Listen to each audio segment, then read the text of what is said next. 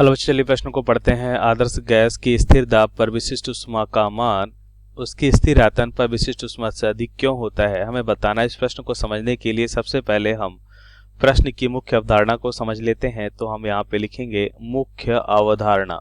मुख्य अवधारणा यहाँ पे हम सबसे पहले लिखते हैं मुख्य अवधारणा। सबसे पहले हम देखते हैं ऊष्मागतिकी का प्रथम नियम क्या होता है। ऊष्मागतिकी का प्रथम नियम। तो क्या होता है ऊष्मागतिकी का प्रथम नियम, ध्यान से देखिए। हम यहाँ पे देखते हैं, यहां से हम देखेंगे क्या होता है dq, मतलब किसी भी गैस को दी गई जो कुल ऊष्मा है वो क्या होता है, उसकी आंतरिक ऊर्जा में परिवर्तन प्लस उस पे किए गए कार्य के बराबर होता है। तो यहाँ पे du ये तो परिवर्तन है, और dq और dw ये क्या है, दी गई कुल ऊष्मा, और dw गैस में किया गया कुल कार्य है। तो यहाँ पे हम ध्यान से देखेंगे कि जो dq होता है वो क्या होता है, dq होता है कुल ऊष्मा, किसी भी गैस को दी गई कुल ऊष्मा Ncp डेल्टा T होता है, जहां पे हम देखते हैं Cp क्या होता है, नियत दाब पर मोलर विशिष्ट ऊष्मा n मोल होता है, डेल्टा T क्या होता है, ताप में परिवर्तन होता है, और du ये क्या होता है, ध्यान से देखिए, इसको हम लिखते हैं Ncv डेल्टा T। क्या होता है, नियत दाब पर, हम यहाँ पे कह सकते हैं नियत आयतन पर मोलर विशिष्ट ऊष्मा Cv कहलाता है।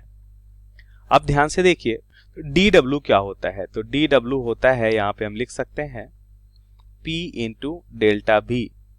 इसका मतलब यहाँ पे हम देखेंगे कि नियत दाब पर आयतन में जो परिवर्तन हो रहा है उसके साथ जो गुणनफल है वह गैस में किए गए कार्य के बराबर होता है, या गैस द्वारा किए गए कार्य के बराबर होता है। अब हम प्रश्नानुसार उत्तर को समझ लेते हैं।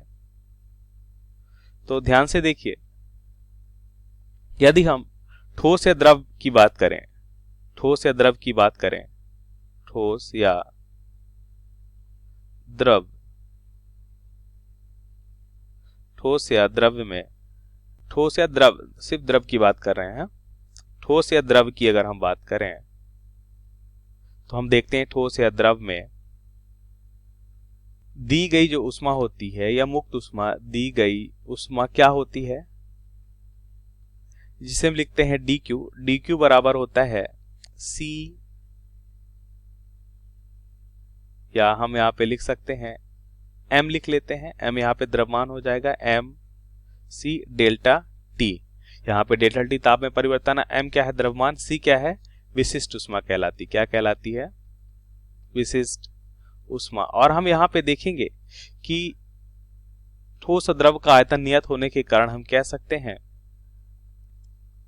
यहाँ पे लिखेंगे ठोस व द्रव का आयतन नियत होने के कारण, आयतन नियत होने के कारण, होने के कारण हम क्या देखते हैं, ठोस या द्रव का आयतन नियत होने के कारण हम यहाँ पे देखते हैं Cp मतलब नियत दाब पर विशिष्ट ऊष्मा और नियत आयतन पे विशिष्ट ऊष्मा समान होती है।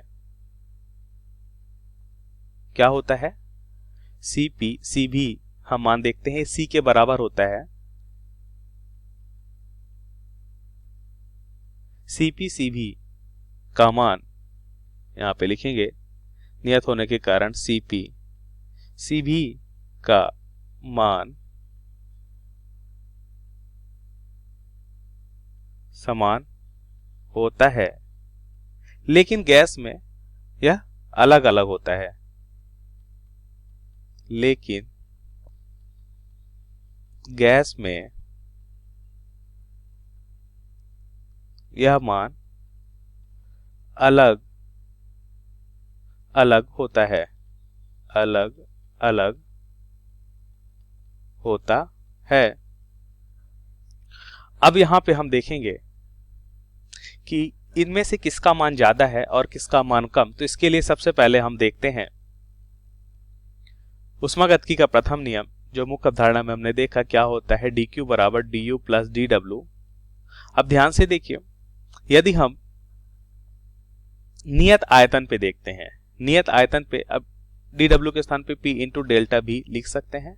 तो नियत आयतन पे देखिए, नियत आयतन में क्या होगा, भी नियत रहेगा तो डेल्टा भी शून्य हो जाएगा। तो इसका मतलब हमने देखा कि dq जो गैस को दी गई उष्मा है वो आंतरिक ऊर्जा में परिवर्तन के बराबर होगा। ठीक है, गैस को दी गई उष्मा आंतरिक ऊर्जा में परिवर्तन के बराबर होगा और आंतरिक ऊर्जा में जो उष्मा होती है CV डेल्टा T होती है।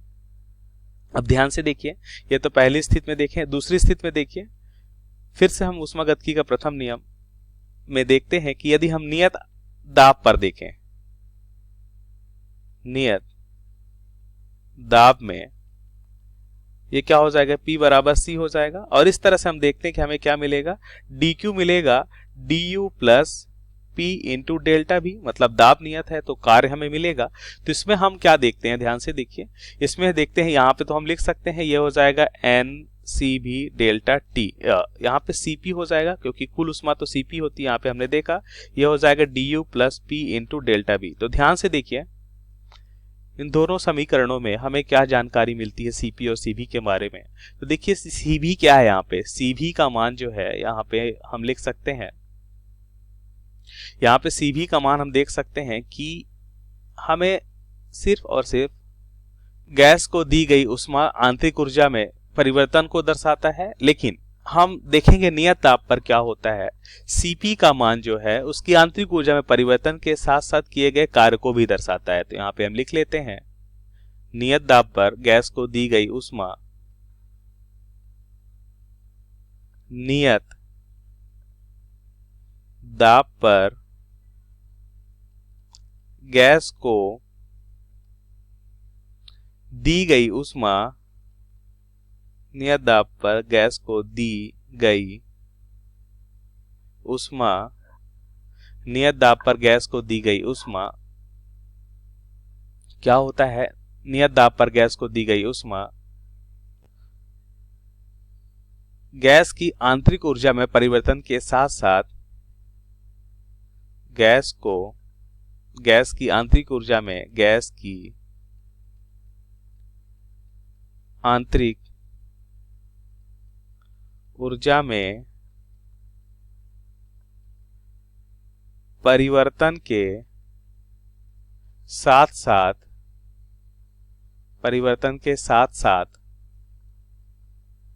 यहां पे लिख सकते हैं परिवर्तन के साथ साथ उसमें किए गए कार्य को भी दर्शाता है। उसमें मतलब गैस में उसमें कार्य के साथ साथ गैस में किए गए कार्य को भी दर्शाता है, गैस में किए गए कार्य को भी दर्शाता है,